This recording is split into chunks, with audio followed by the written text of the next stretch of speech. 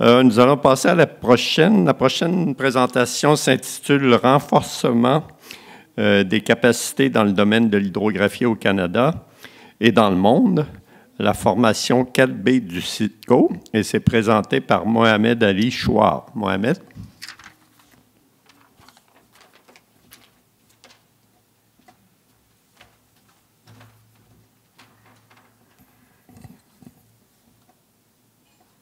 Bonjour, je m'appelle Mohamed Ali Chouard, je suis responsable de la formation au CITCO. Donc aujourd'hui, je vais présenter renforcement des capacités en hydrographie, particulièrement le cas de la formation en 4B du CITCO. Bon, le CITCO, Denis Haynes a bien fait la présentation du CITCO, mais je vais rappeler notre vision et notre mission. Donc, le CITCO, sa vision, c'est être un centre d'expertise de renommée mondiale et un partenaire de choix en hydrographie pour une économie bleue durable. Donc, notre mission, c'est de moderniser l'hydrographie par la recherche appliquée, le développement, le transfert d'expertise technologique et la formation. Au niveau de la formation, donc l'objectif du CITCO, c'est, comme j'ai dit, transférer l'expertise en hydrographie au secteur privé et aussi la formation en nouvelles technologies en hydrographie et la cartographie des océans. L'objectif aussi est de fournir des formations de qualité sur tout ce qui est collecte de données hydrographiques et de traitement des données hydrographiques. Aussi de former des personnes qualifiées, des hydrographes qualifiés pour être prêts pour le domaine et le marché de l'hydrographie.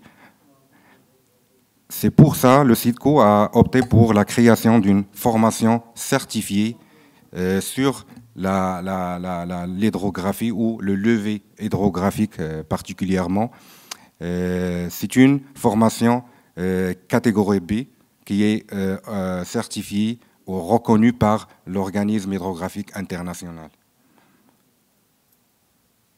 Donc la formation, donc, il s'appelle cours en hydrographie ou cours en levée hydrographique du CITCO. Donc, il a été reconnu par l'OHI, par son comité de IBEC qu'on appelle là pour le comité qui est responsable de certifier les formations en hydrographie dans le monde. Donc, la première certification, c'était en 2014 et on vient l'année passée de renouveler cette certification, cette reconnaissance en 2022. Et c'est une formation qui dure 40 semaines et elle est divisée en deux parties. Il y a la partie théorique et la partie pratique.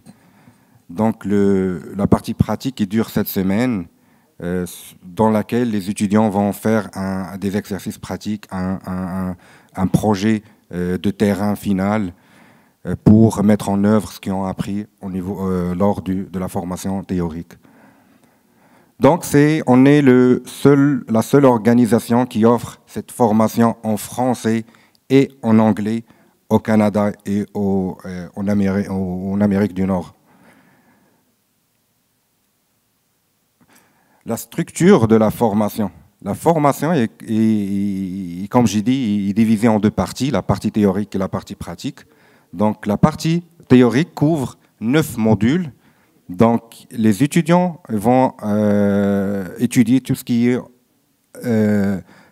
en rapport avec la géodésie, le positionnement, l'environnement, les mesures de marée et les niveaux d'eau, la bathymétrie, l'hydrographie et les aspects légaux, à savoir les lois de la mer, les sciences nautiques et le traitement des données hydrographique. Tout ça pour faire un projet final bien défini sur tout ce qui est en rapport avec un levé hydrographique.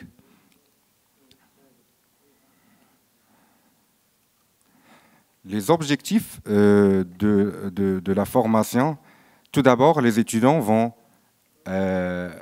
avoir toutes les notions de base, les concepts théoriques du fonctionnement des principales composantes d'un système hydrographique. Ensuite, ils vont apprendre à installer et à configurer un système hydrographique sur un bateau. Et ensuite, ils vont faire réaliser des levées hydrographiques, que ce soit avec des sonars multifaisceaux, monofaisceaux et des sonars à balayage latéral, d'aller valider ces données, d'aller faire le contrôle qualité, comme on dit, pour vérifier la conformité du levé. Et finalement, bien sûr, traiter ces données et produire des cartes et des livrables. Donc, c'est vraiment tout le processus de réalisation d'un levé hydrographique, d'un mandat en levé hydrographique en bon et due forme. Donc, depuis 2016, on a eu 33 étudiants qui venaient de 19 pays différents. Donc, on avait des étudiants qui venaient du Brésil, de la Colombie, du Canada, de l'Afrique, de l'Europe, de l'Asie, du Moyen-Orient, de l'Inde, de la Russie et de l'Australie. Les étudiants, pour s'inscrire à la formation 4B du SIDCO, les étudiants doivent avoir au minimum une technique en géomatique, en arpentage ou dans un domaine connexe. Les étudiants qu'on a eu à la formation 4B, il s'agit des étudiants, des personnes qui sont en travail, donc ils ont déjà une grande expérience en hydrographie, mais ils veulent se certifier, d'avoir une certification en hydrographie pour améliorer leurs compétences et pour chercher d'autres opportunités dans le marché de l'hydrographie au niveau international. Donc c'est pour ça là, ils veulent aller chercher cette certification 4B. Le SIDCO, il prend en main la question de renforcement de capacité en hydrographie. Donc c'est la raison d'être d'ailleurs de SIDCO.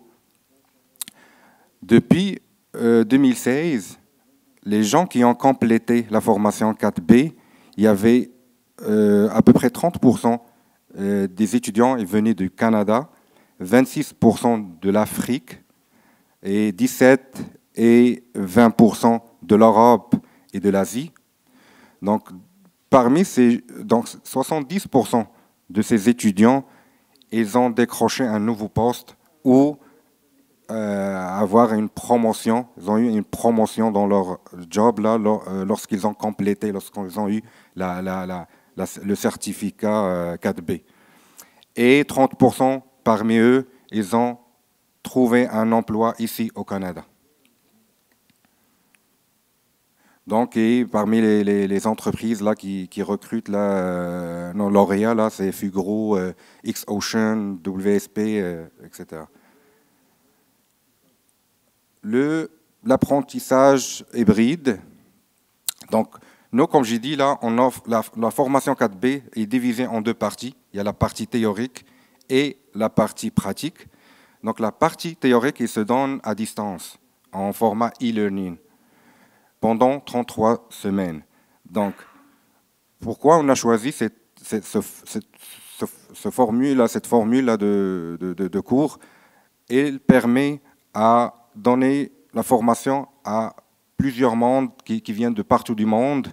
Ils n'ont pas cette contrainte-là d'être présents là, à la classe, là, et même s'ils sont à l'emploi, s'ils travaillent, ils peuvent en parallèle faire leur formation 4B.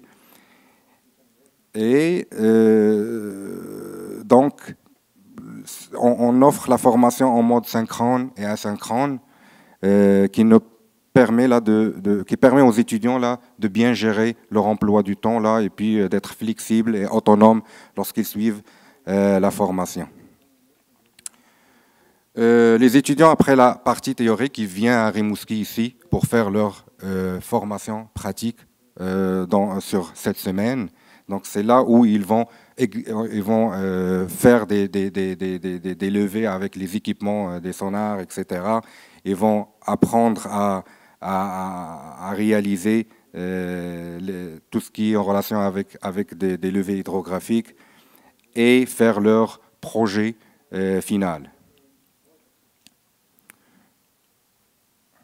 La plateforme qu'on utilise, c'est parmi les meilleures plateformes d'apprentissage à distance dans le marché. Ça s'appelle Moodle. Donc, cette plateforme permet de gérer le contenu des cours, et de gérer le matériel pédagogique, d'interagir avec les étudiants au niveau des vidéoconférences, avec les exercices pratiques et les travaux dirigés. Donc, cette plateforme-là, c'est vraiment toutes les activités du cours se fassent via cette plateforme e-learning. Ici, j'ai une vidéo. Je ne sais pas si on peut... Donc, juste pour vous montrer un aperçu là, de comment la plateforme elle est pour les étudiants, là, comment ils vont suivre la formation en utilisant. Là, est-ce que je peux... Juste un double clic au milieu de la page.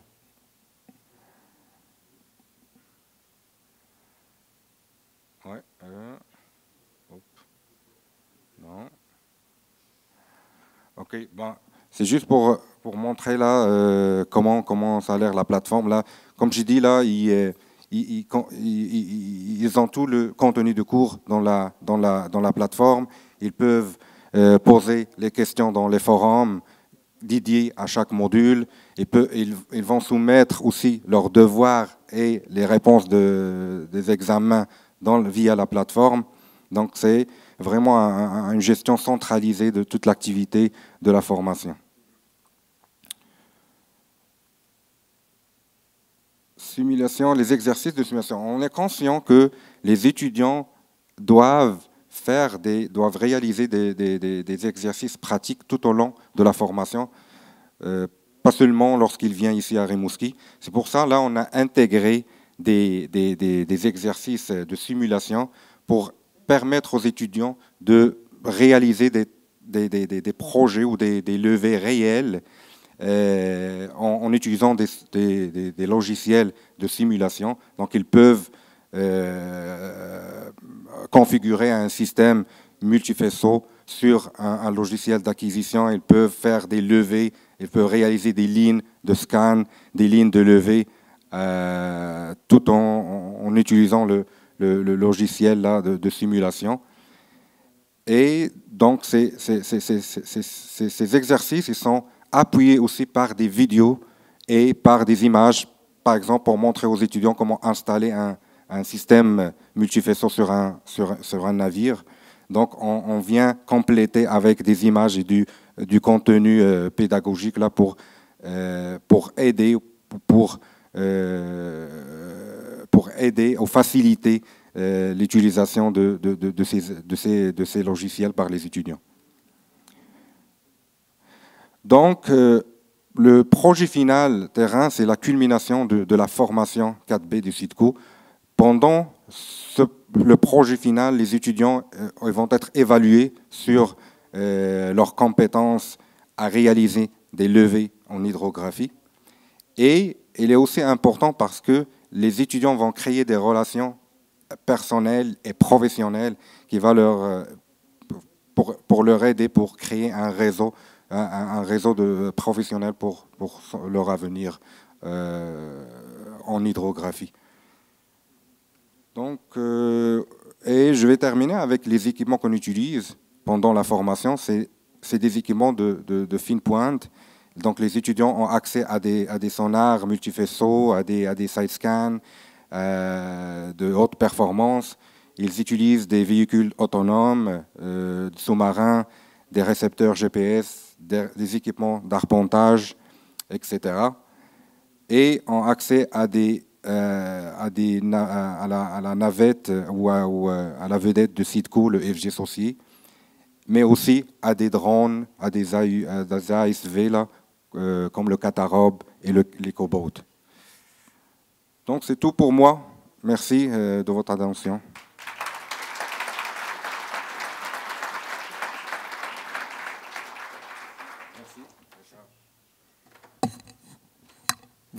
Merci, Mohamed. Mohamed, est-ce que tu aimerais aller voir le technicien, voir si on peut essayer de faire fonctionner ton vidéo? Correct, là, j'ai expliqué. Là. Tu as expliqué? Tu ne veux pas? OK. OK. Alors, on va prendre des questions, si vous avez des questions pour Mohamed, pour la formation. Allez-y, allez-y. Là, on ne mange pas tout de suite, là.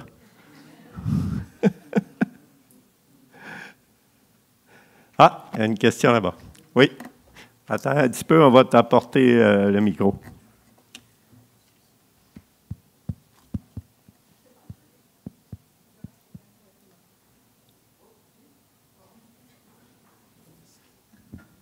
Oui, il y a une partie de votre présentation où vous parlez vous enseignez là, les méthodes de contre-validation, autrement dit de contrôle qualité. C'est quoi vous préconisez là, comme méthode, sans rentrer dans les détails techniques, là, mais au niveau du contrôle de l'acquisition? Oui, bonne question, merci. Le contrôle qualité, là, on le fait en temps réel lorsqu'on fait le levé, mais il y a des contrôles qualité qu'on le fait lorsqu'on traite les données. Donc, je dirais, il y a les cross-checks, les lignes perpendiculaires aux lignes de levée. Ça, c'est pour valider. Il y a d'autres méthodes qu'on a développées au Sidco, là aussi, avec des algorithmes, des routines Scilab ou MATLAB, aussi, qui nous permet d'aller voir c'est quoi le chevauchement entre les lignes pour valider s'il y a des erreurs systématiques, à savoir des erreurs de profil, de célérité, des erreurs d'attitude, de roulis, tangage, etc. Donc, on prend en main là, cet aspect de contrôle qualité au sérieux, là, au Sidco, comme je dis, tant au niveau de l'acquisition qu'au niveau de post-traitement.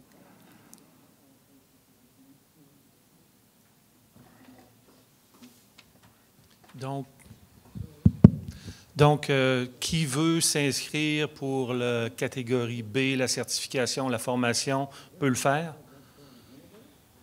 Oui, il faut qu'il ait une technique en géomatique ou en arpentage ou un domaine connexe et qu'il nous envoie leur diplôme, le CV, etc., là, les documents là, pour étudier son éligibilité à la formation. Et puis, oui, il peut le faire là. Et en parlant de renforcement de capacité, là, on est en train de voir pour créer un autre centre de formation à l'extérieur du Canada, peut-être en Afrique, là, pour aller chercher encore du monde pour venir faire de l'hydrographie, là, de l'hydrographie pour acquérir ces compétences-là en hydrographie. Fait que pour les gens qui seront dans la salle ici, qui seraient intéressés à cette formation-là, il y en a combien par année et qu'est-ce qu'ils doivent faire pour s'inscrire? Il y en a à peu près 6-7 personnes qui font la formation chaque année. Pour s'inscrire, il faut envoyer les pièces, là, les documents, là, leurs diplômes, etc. Et puis, après avoir étudié leur demande, là, ils peuvent s'inscrire. On commence chaque année en octobre. La formation commence en octobre. Et les gens, ils viennent en juin ou juillet faire leur formation pratique, leur projet final à Rimouski. Merci.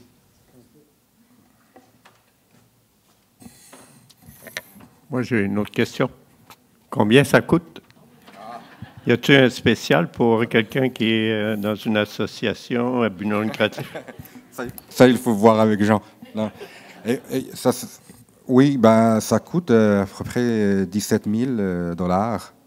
On vient d'augmenter le prix de la formation parce que, comme j'ai dit là, on vient d'être reconnu 4B pour la deuxième fois là, et puis on a amélioré vraiment le contenu de la formation, la gestion de la formation, donc pour répondre aux exigences de l'OHI, parce que là, je dirais que l'OHI sont très très exigeants au niveau des formations reconnues comme la 4A ou la 4B, là, ce qu'on donne là.